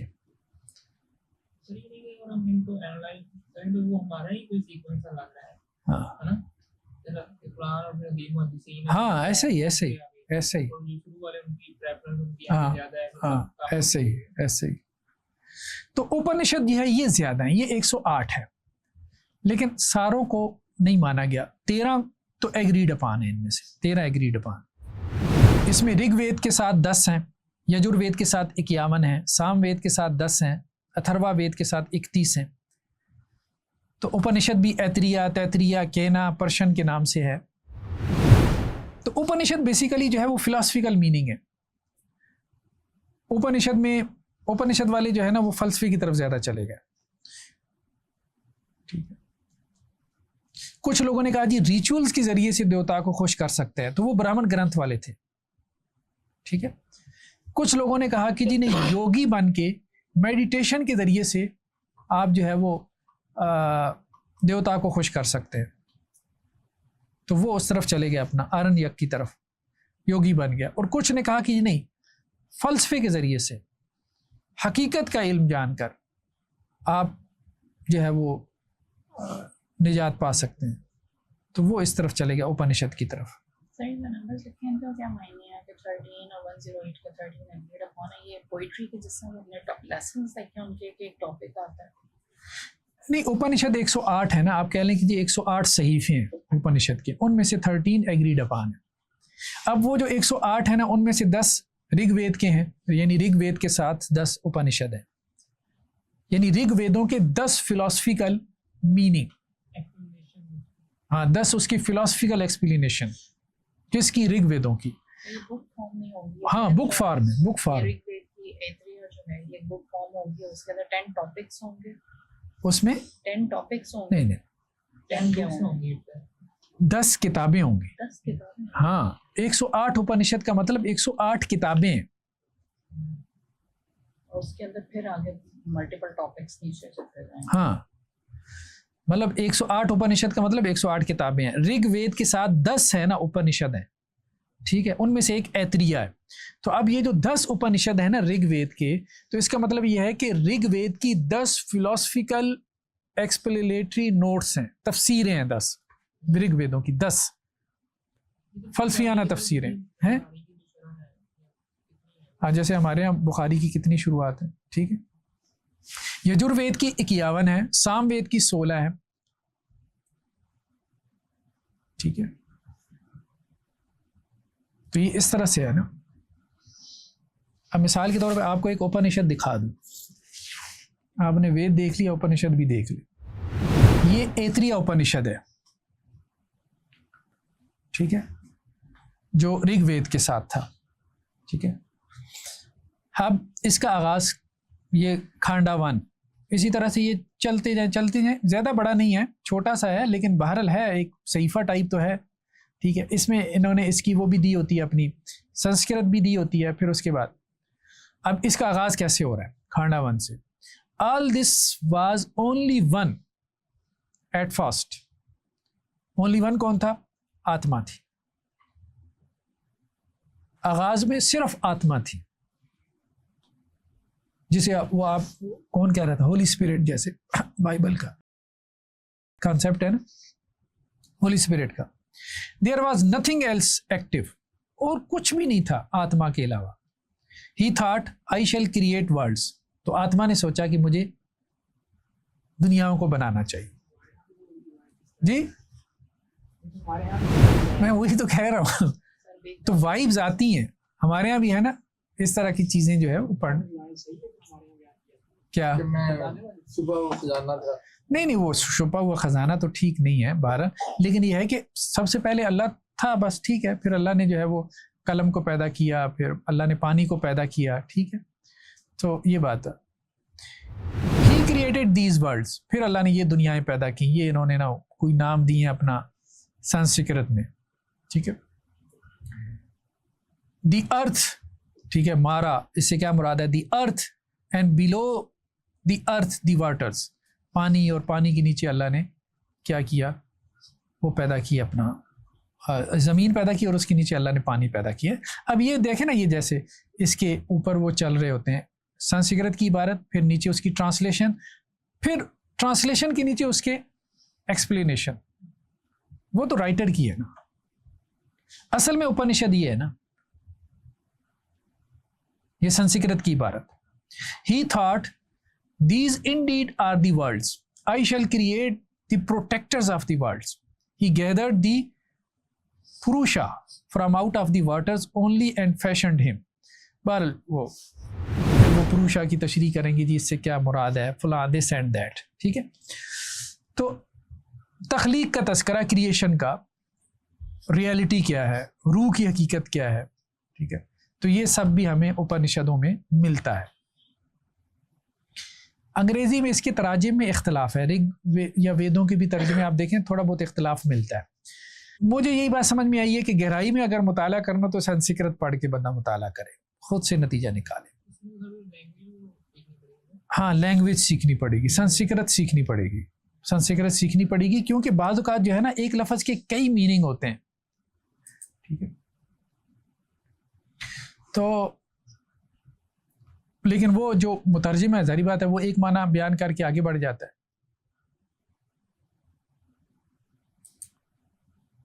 तो वेदों के जो मज़ामीन है ना, उनमें एक तो मज़ाहिर परस्ती ये हमें नज़र आती है, मतलब कुछ लोगों का ख्याल है। देखिए, अब इसमें दो पॉइंट ऑफ व्यू हैं, ये भी वेदों की इंटरप्रिटेशन के ऊपर डिपेंड करता है। कुछ लोगों ने तो कहा है कि ये इर्तिका हुआ है, कुछ लोगों ने कहा है कि वेदों के मज़ामीन में इर्तिका हुआ है, यानी मज़ाहिर परस्ती से ये अक्सरियत परस्ती की तरफ गया, अक्सरियत परस्ती से ये फिर वहदानियत और फिर वहदियत की तरफ गया। कुछ लोगों ने कहा कि नहीं, ऐसा नहीं हुआ, इर्तिका नहीं हुआ, कोई एवोल्यूशन ऑफ गॉड नहीं हुआ, ठीक है। ये बेसिकली शुरू से इसमें तौहीद थी, मसला सारा इंटरप्रिटेशंस ने, ट्रांसलेशंस ने पैदा किया हुआ है। लेकिन जब आप वेदों का मुताला करते हैं ना, तो वहाँ ये बात नज़र आती है कि मसला बहुत ज़्यादा, सही बात है, ट्रांसलेशन इंटरप्रिटेशन पे खड़ा है। कुछ मिसालें हम देखेंगे, वहाँ लोगों ने एक बात क्या से क्या बना दी, एक लफ्ज़ था उससे पूरी थ्योरी बना देते हैं ना, जो उसमें से वो पूजा निकालना चाहते हैं। हाँ, तो मज़ाहिर परस्ती, वर्शिप ऑफ नेचर, क्या वो नेचर की वर्शिप करते थे? देखिए, बात यह है कि वो क्या करते थे। मिसाल के तौर पे अभी हमने देखा कि जी अग्नि देवता के लिए क्या कर, आग है, आग के अंदर उन्होंने मिसाल के तौर पे देसी घी डाल दिया। मकसद क्या था कि जी देवता खुश हो। अब ये उन्होंने अग्नि को राजी करने के लिए किया, अग्नि से मुराद गॉड ऑफ फायर, या वो आग को दरमियान में एक मीडियम समझ रहे थे कि ये हम इस मतलब आग की इसलिए तकदीस कर रहे हैं क्यों कि खुदा को राज़ी करने के लिए ये हमारे पास एक ज़रिए के तौर पर है। यानी हमने जो खुदा को कुर्बानी पेश करनी है, तो वो कुर्बानी एक्सेप्ट कैसे होगी जब ये आग उसको खा लेगी। वेद में हम पढ़ा सबसे पहले जो हमने पढ़ा था, हाँ, कि बिटवीन अर्थ एंड, हाँ, तो उन्हें वो तो उसने एक्सप्लेनेशन की थी ना। तो हम ये कह रहे हैं कि उसकी एक्सप्लेनेशन के जरिए आप उसको दोनों तरफ लेके जा सकते हैं। आप उसको इस तरफ लेके चले जाएं कि वो मज़ाहिर की इबादत करते थे, भले आप इस तरफ लेके जाएं कि वो मज़ाहिर की इबादत नहीं करते थे, वो बेसिकली एक ही खुदा की इबादत करने वाले थे। ये इसको इंटरप्रेट करने में जो है वो कमी कोताही रह गई है, या हो सकता है चूंकि ये ओरली ट्रांसमिट हुए हैं, तो ओरली ट्रांसमिट होने की वजह से कुछ अल्फाज में भी कमी बेशी हो गई हो, रह गई हो, ठीक है। तो वो लोगों ने कुछ ने इसको मज़ाहिर परस्ती बना लिया। तो तावील दोनों तरह से की जा सकती है। जो लोग ये कहते हैं कि वेदों में तौहीद है, मेरे ख्याल में वो एक मजबूत पोजीशन के ऊपर खड़े हैं। यानी ये नहीं है कि जी वेद पढ़ने के बाद अब आप कहें जी ये तकल्लुफ से इन्होंने तौहीद निकाली है, नहीं, ऐसा नहीं। जब आप वेद पढ़ेंगे तो आप कहेंगे नहीं, तकल्लुफ से इन्होंने नहीं निकाली। जो मज़ाहिर परस्ती की तरफ जाते हैं कि वेदों में मज़ाहिर परस्ती से क्या मुराद है? मज़ाहिर परस्ती से मुराद ये है कि उन्होंने आग को देखा, उसकी इबादत शुरू कर दी, उन्होंने जो है वो पानी को देखा, उसकी इबादत शुरू कर दी, उन्होंने हवा को देखा, उसकी इबादत शुरू कर दी। ये इसको मज़ाहिर परस्ती लेते हैं। बेसिकली एक तो यह कि तनासुख नहीं है, वेदों के अंदर तनासुख की तालीमात नहीं है। तनासुख मीन ये जो कहते थे ना कि जी रूह जो है वो दोबारा वापस आ जाती है, 7 जन्म है। ज़ात पात नहीं है वेदों में, ज़ात पात नहीं है। वो जो निकालते हैं ना, कैसे निकालते हैं उसको हम आगे चल के देखते हैं। वो वेदों से ज़ात पात नहीं निकलती। हाँ, वेदों में एक आध जगह पे ये बात आ गई कि अल्लाह ताला ने 4 तरह के काम जो है वो इंसानों में 4 तरह के तबकात में तकसीम कर दी है। बस इतनी सी बात है। उसको देखेंगे कि वेद का अंदाज क्या होता है और आगे उससे निकाल क्या लिया जाता है। फिर ब्राह्मणों की तकदीस नहीं है वेदों में, बिल्कुल नहीं है। देवताओं की है, ब्राह्मणों की नहीं है। ये ब्राह्मणों की तकदीस तो आगे चल के ये जो मनु इनके जो थे ना, उनका जो लिटरेचर है, मनु शास्त्र को हम देखेंगे, उसका उर्दू में अच्छा तर्जुमा मिल जाता है। उसने बहुत ज़्यादा जो है वो ब्राह्मणों की तकदीस की है और इनको एक तरह से खुदाई बना दी है। मंदिरों की तामीर नहीं है, सती जो इनके यहाँ रस्म है, मूर्ति पूजा नहीं है। ये वेदों में, ये बड़ी बड़ी जो चीज़ें आजकल आपको हिंदुओं में नज़र आती हैं वो वेदों में नहीं थी।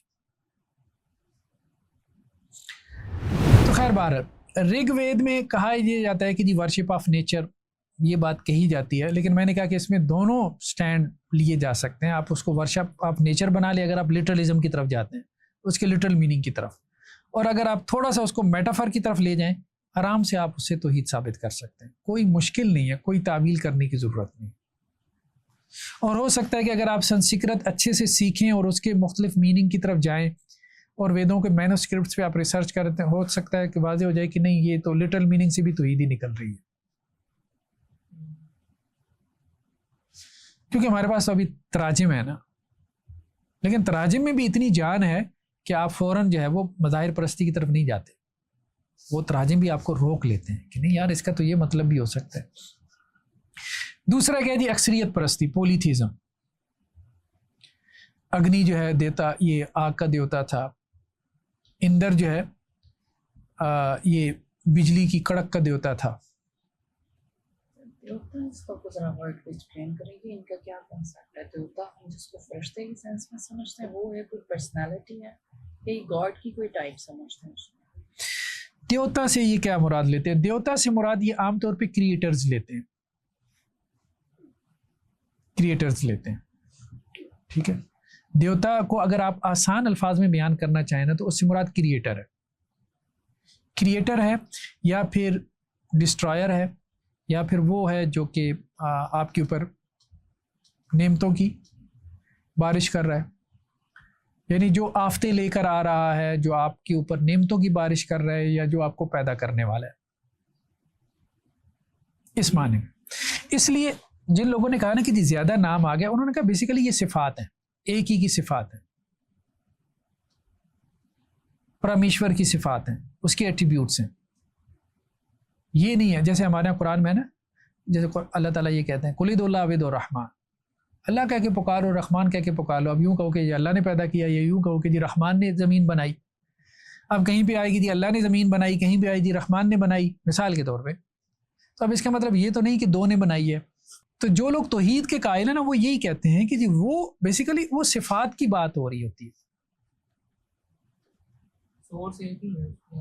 हाँ, शख्सियत एक ही है पीछे, पर्सनैलिटी एक है, ज़ात एक है, उसकी मुख्तलिफ सिफ़ात के एतबार से उसके सिफ़ाती नाम है। जैसे अल्लाह के 99 सिफ़ाती नाम। ठीक है, इन्होंने उस सिफ़ाती नाम यानी कि बजाय अलग-अलग देवताओं पर जिक्र कर दिया। हाँ, जो इसकी तरफ जाते हैं ना, अक्सरियत परस्ती की तरफ, पोलीथीज़म की तरफ, तो वो ये कहते हैं जैसे सूर्य देवता है, तो वो कहते हैं जी सूरज की परस्तिश करते थे, उसको देवता समझते थे। परस्तिश खैर नहीं करते थे, वो तो किसी ने भी नहीं कहा, मीन मतलब उसकी तकदीस के कायल थे। परस्तिश उनके यहाँ बस वो ही थी, कुर्बानी। वरुण जो है, वरुण उनके आसमान और पानी का खुदा था, मुहाफ़िज़ अखलाक भी था, गुनाहगारों को सज़ा देता था, तौबा करने वालों को बख्श देता था। जब वरुण के साथ मित्र का जिक्र आता है तो इससे मुराद नूर और जुल्मत होता है, दिन और रात। तो इस तरह से मुख्तलिफ जो है वो खुदाओं का तस्करा हमें मिलता है। फिर मतलब ये तो वो लोग हैं ना जिन्होंने ये थीसिस डेवलप किया कि पहले तो जब ये लोग आए हैं आर्यंस यहाँ पे, तो इन्होंने मज़ाहिर फितरत की ये पूजा करते थे, ठीक है। पूजा मीन कुर्बानी पेश करते थे उनको खुश करने के लिए, क्योंकि उन्हें लगता था कि जी ये मज़ाहिर फितरत से हमें फ़ायदा हो रहा है तो हम इनको खुश करें, तो इनकी ब्लेसिंग्स हमारे ऊपर होती रहेंगी। फिर इन्होंने उनको देवता मान लिया, या उनके पीछे उन्होंने कुछ देवता मान लिए, पोलीथियस्ट बन गया वो। फिर उसके बाद हेनोथीज़म का एक दौर आया। हेनोथीज़म जो है ना वो ये था कि एक खुदा को मानना लेकिन दूसरों के वजूद का इनकार ना करना। यानी ये वेदों में ये तस्करा बड़ा मिलता है कि जी वरुण ये सबसे बड़ा है, अग्नि ये अखीर है, इसके आगे कोई भी नहीं है, कुछ भी नहीं है। तो यानी जैसे एक बड़ा है, बहुत सारे हैं, यानी वेदों में 33 का जिक्र है ना, लेकिन कभी एक को सबसे बड़ा बना के दिखा दिया जाता है, बाकी सब उसका दम भरते हैं या उसके आगे कोई हैसियत नहीं रखते। तो वो ये कहते हैं ये हेनोथीज़म है, ये थीसिस जो डेवलप करते हैं, जो कहते हैं वो पोलीथीज़म से कहाँ आए, हेनोथीज़म की तरफ, कि उन्होंने कहा जी ये 33 है, इनमें से एक बड़ा है। अच्छा, वो बड़ा भी अब क्या होता था, कभी जो है वो वरुण को जो है वो बड़ा बना दिया, ठीक है, कभी जो है वो अग्नि को बड़ा बना दिया। मिसाल के तौर पर उन्होंने कहा कि जी वरुण जो है ना वो जंग का देवता था, तो जब आर्यंस की जंग होती थी द्राविड़ियों से, तो वो वरुण की तारीफें शुरू कर देते थे, उसको सबसे बड़ा देवता बना लेते थे, ठीक है। जब वो हालत जंग में नहीं थे, तो अब उन्हें मतलब किसी और चीज़ की ज़रूरत थी, तो अब उन्होंने अग्नि को बड़ा बना लिया। अब ब्लेसिंग्स की ज़रूरत थी तो उन्होंने अग्नि को बड़ा बना लिया, जो आग का देवता था।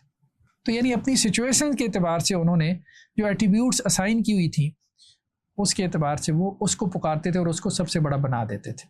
लेकिन ये भी तो हो सकता है कि जो उनकी सिचुएशन पेश आती थी उसके हिसाब से वो एक ही की मुख्तलिफ एट्रीब्यूट्स थी, और उन एट्रीब्यूट्स को नुमाया करके वो उसको पुकारते हो। जैसे हम किसी तकलीफ में होते हैं तो हम अल्लाह से मदद मांगने हाँ। के लिए तो होते हैं। जब हम तकलीफ में होते हैं तो हम कहते हैं या मुसब्बिबल असबाब,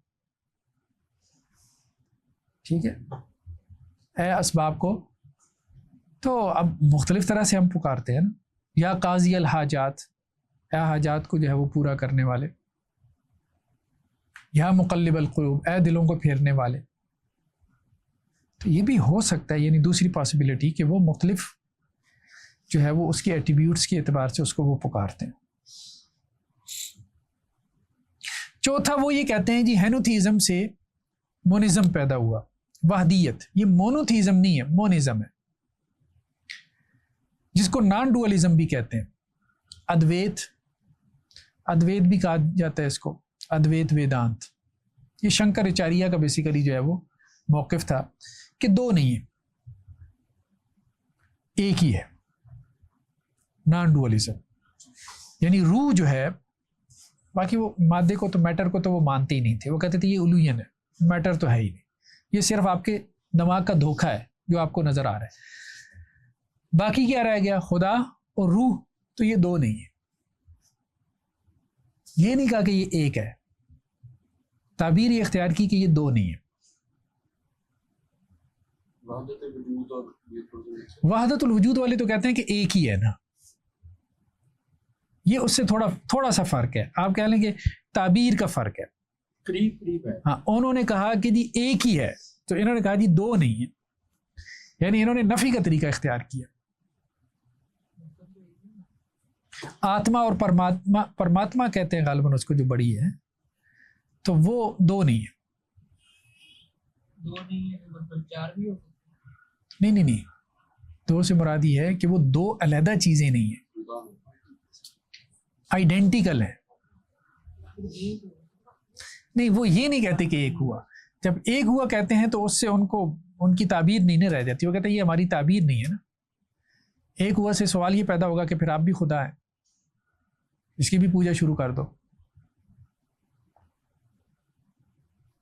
उससे वो क्या तबीर लेना चाह रहे हैं? उससे दो नहीं है तो वो क्या लेना चाह रहे हैं?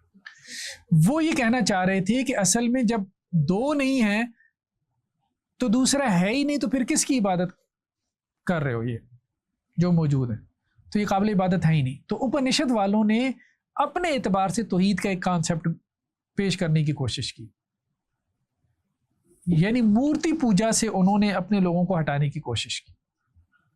ये शंकराचार्य का शंकराचार्य जो है, ये शंकराचार्य जो है, ये कोई 9वीं सदी ईस्वी में थे गालिबन। शंकराचार्य 9वीं सदी ईस्वी में, यानी इस्लाम के बाद की बात है, जब यहाँ मुसलमान आ रहे थे हिंदुस्तान में, ये उस वक़्त की बात है।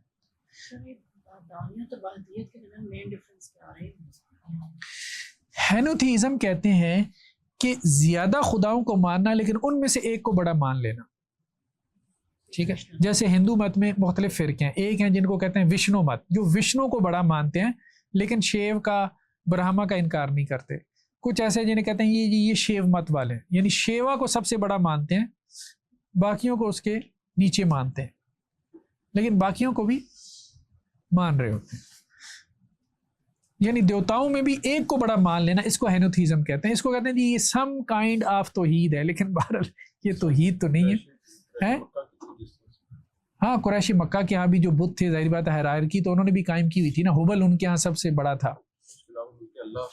हाँ, उनके यहाँ सबसे बड़ा था।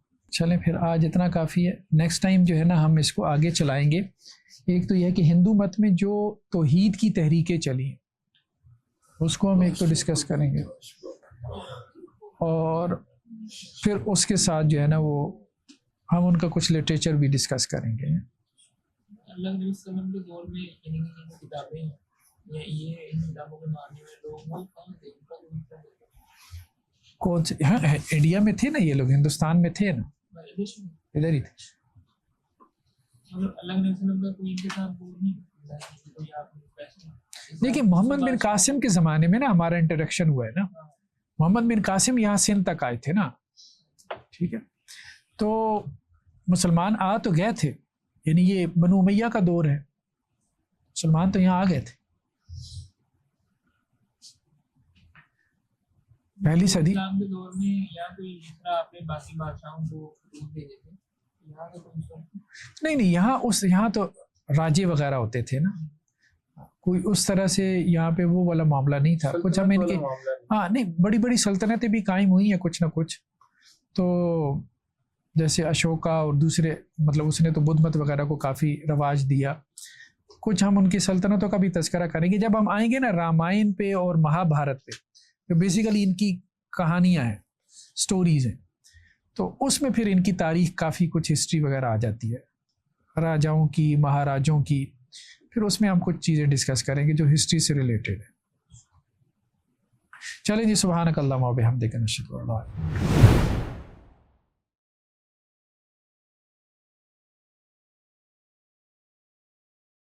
नाज़रीन अस्सलाम वालेकुम रहमतुल्लाहि व बरकातुहू। मस्जिद अर्रहमान एंड कम्युनिटी सेंटर के तहत हमारे बहुत से प्रोजेक्ट्स चल रहे हैं। उसमें वेलफेयर के प्रोजेक्ट हैं, जैसे कि राशन प्रोग्राम है, इसी तरह से medical camps, monthly medical camps लगाए जाते हैं। आजकल बच्चों का challenge your self tin agers का प्रोग्राम चल रहा है। 13 से 24/7 वो हमारे पास रहते हैं। 7 डेज़ की वर्कशॉप है स्मार्टफोन स्क्रीन के एडिक्शन से निकालने के लिए, और बहुत सारे इस तरह की तरबियती इसलिए इस्लाही प्रोग्राम चल रहे हैं। हिफ्ज़ क्लास चल रही है, हमारे SDN के प्रोग्राम्स हैं, हमारा SDN स्टूडियो के नाम से वेबसाइट है, उस पर कोर्सेज़ हैं। ये सब कोर्सेज़ फ्री में अवेलेबल हैं। चैनल के ऊपर हमारे जो है वीकली बेसिस के ऊपर हमारे कोर्सेज़ अपलोड हो रहे होते हैं, पॉडकास्ट हैं, तरबियती इस्लाही प्रोग्राम्स हैं। इन सब के ऊपर हमारी कोई मंथली 1 मिलियन के करीब कास्ट आ रही है। हमारे सारे इस इदारा जाती प्रोग्राम्स की, स्टूडियोज़ की, इसी तरह से हमारे दावती और इस्लाही प्रोग्राम्स हैं, हमारे वेलफेयर के प्रोजेक्ट हैं, हमारी मस्जिद का प्रोजेक्ट है, और हमारी तरबिया वर्कशॉप्स वगैरह हैं। तो इसमें हमारे साथ कंट्रीब्यूट करें। जो भी लोग कंट्रीब्यूट करना चाहते हैं तो उनके लिए हम जो है वो नीचे डिस्क्रिप्शन के अंदर अपना अकाउंट नंबर जो है वो हम शेयर कर देंगे, या अपना व्हाट्सएप नंबर शेयर कर देंगे। उस पर हमसे कांटेक्ट करके वो हमसे रब्ता कर सकते हैं। जज़ाकुमुल्लाह खैरन। अस्सलामु अलैकुम व रहमतुल्लाहि व बरकातुहू।